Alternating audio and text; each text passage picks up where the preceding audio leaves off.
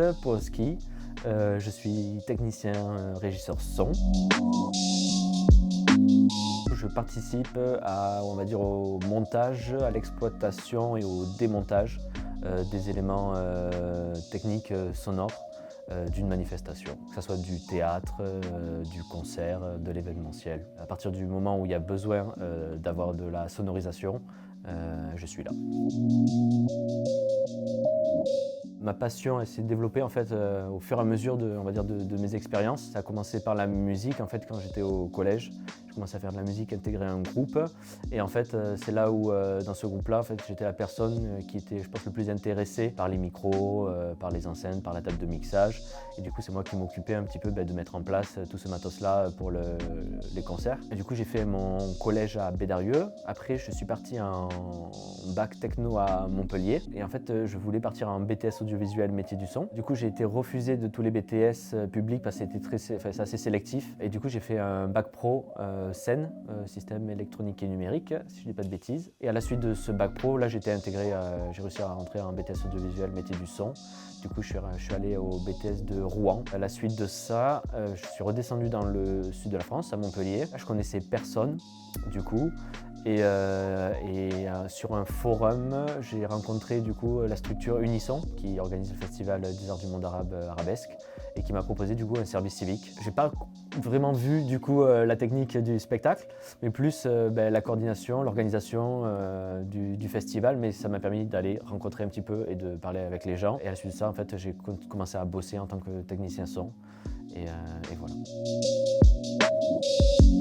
Alors toutes les journées ne se ressemblent pas. Mais du coup, journée type, je fais un peu de sport. Je règle un petit peu tout ce qui est administratif, que ce soit perso ou pour le boulot. Et ensuite, je vais au boulot et au boulot, journée type, c'est dire bonjour à toutes les équipes, savoir comment tu vas et tout, voilà.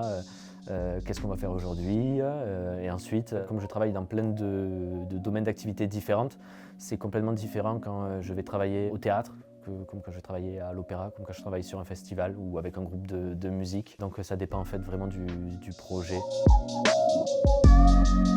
Il y a la compagnie, le collectif SNLR, qui veut dire surtout ne lâchez rien, qui est un collectif montpelliérain, qui regroupe plusieurs acteurs du spectacle vivant, que ce soit comédiens, metteurs en scène, compositeurs, techniciens, régisseurs général. On monte des spectacles.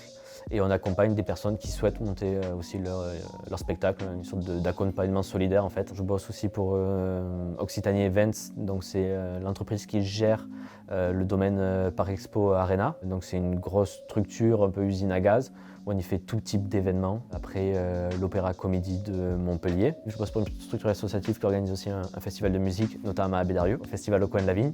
Je vous invite à venir. Les moins, c'est aussi un peu les plus, je pense. C'est un métier qui est prenant, très diversifié, où on rencontre plein de chouettes personnes. Ce qui est super bien, c'est qu'on ne bosse jamais forcément sur la même chose. Du coup, on est sans cesse en train de découvrir des choses. Ce qui est aussi un peu le côté négatif, dans le sens où c'est assez précaire. Ça peut être un milieu qui peut être très stressant aussi. Le fait de changer tout le temps d'activité, de devoir complètement s'adapter. Donc ça, ouais, c'est un peu chaud. Mais en soi, c'est aussi ce qui fait sa force aussi de ce métier-là.